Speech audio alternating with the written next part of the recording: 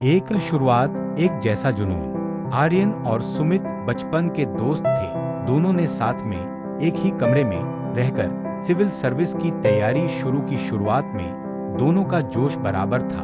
सुबह 4 बजे उठना। दो संघर्ष का दौर। जब मुश्किलें आईं, 2 साल बीत गए। दोनों ने प्रीलिम्स दिया, लेकिन दोनों का सिलेक्शन नहीं हुआ।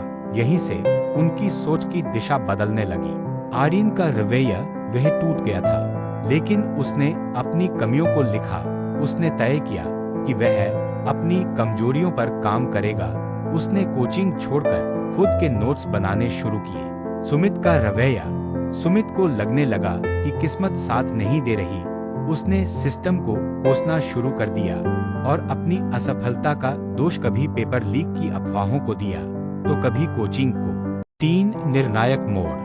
तीसरे साल में आर्यन का प्रीलिम्स निकल गया, लेकिन मेंस में वह फिर रह गया। घर से पैसों की तंगी होने लगी। आर्यन ने रात में होम ट्यूशन पढ़ाना शुरू किया ताकि अपनी पढ़ाई का खर्च निकाल सके। वह दिन में 12 घंटे पढ़ता और 3 घंटे काम करता। वहीं सुमित ने हार मान ली। उसने अपनी किताबें समेट ली। उसने आर्यन से कहा, भाई, ये हमारे बस का नहीं है।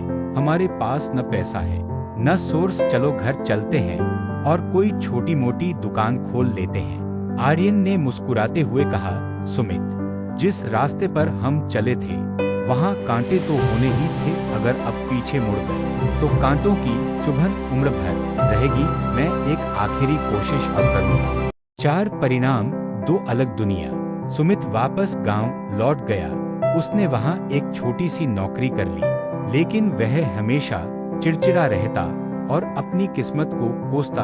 उसने मान लिया था कि सफलता सिर्फ किस्मत वालों को मिलती है। अगले साल जब रिजल्ट आया तो आर्यन का नाम लिस्ट में टॉप 50 में था। वह अब एक IAS अधिकारी बन चुका था। जब वह पहली बार नीली बत्ती की गाड़ी से अपने गांव पहुंचा तो सुमित भीड़ में खड़ा उसे देख रहा था।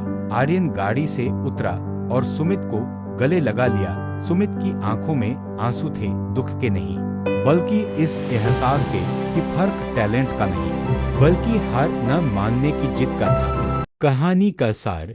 सफलता यह नहीं है कि आप कभी गिरे नहीं, बल्कि सफलता यह है कि आप हर बार गिरकर फिर से खड़े हो जाएं।